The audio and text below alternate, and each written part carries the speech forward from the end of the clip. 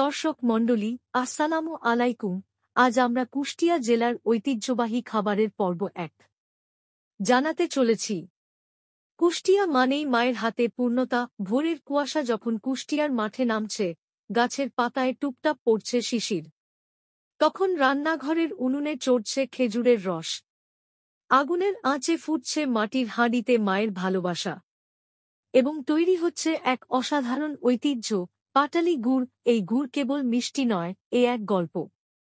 প্রতিটি ফোঁটা যেন বলে, আমি এই মাটিরই সন্তান। কুষ্টিয়ার কুমারখালী ভেড়ামারার গ্রামে শীত মানেই এই গুড় আর তার সঙ্গী পাটিসাপটা, দুধে ভেজানো চিতই, নারকেল আর গুড়ের স্বর্গীয় মিশেল।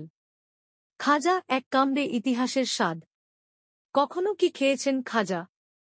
না না, শুধু খাওয়াই নয়, চোখ বন্ধ করে একটা কামড় দিন, আপনিই বুঝে যাবেন কুষ্টিয়ার খাজা মানে এক টুকরো স্মৃতি। মেলার দিনে বাবার সঙ্গে যাওয়া অথবা ঠাকুমার হাতের পুঁটলি। এই খাজা তৈরি হয় ময়দা আর চিনির ঘন মিশ্রণে, কিন্তু স্বাদে এ যেন নারীর টান। মিরপুর আর কুমারখালীর রাস্তার ধারে সেই পুরনো দোকানগুলো এখনো আগলে রেখেছে এই সোনালী ঐতিহ্য।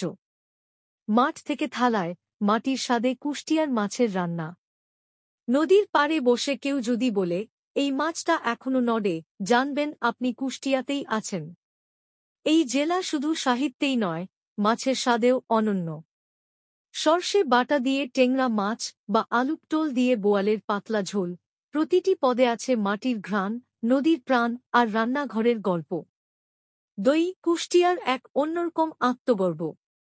ঘন দুধের স্বর জমে জমে ওঠে সেই বিখ্যাত দই। কুষ্টিয়ার দই শুধু খাবার নয়, এটা এক ধৈর্যের শিল্প। সেই প্রাচীন পদ্ধতিতে তৈরি দই যখন মুখে ওঠে, এক চামচেই মন বলবে, এটা তো সেই দিদার ঘরের স্বাদ।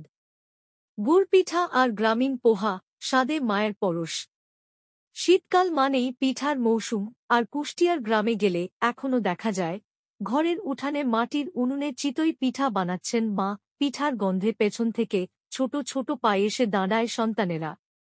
কোনোটা নারকেল গুড় দিয়ে পুরোভরা, কোনোটা দুধে ডোবানো।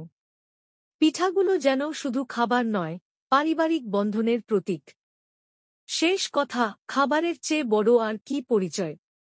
এই খাবারগুলো কেবল আমাদের পেট ভরায় না, এরা আমাদের স্মৃতি, আমাদের ভালোবাসা আর আমাদের পরিচয়।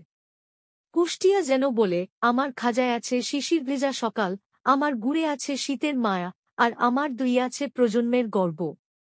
তাই আজকের এই স্বাদের পথে হাঁটতে হাঁটতে আমরা যেন ফিরে পেলাম আমাদের শেকড়, আমাদের সংস্কৃতি, আমাদের কুষ্টিয়া।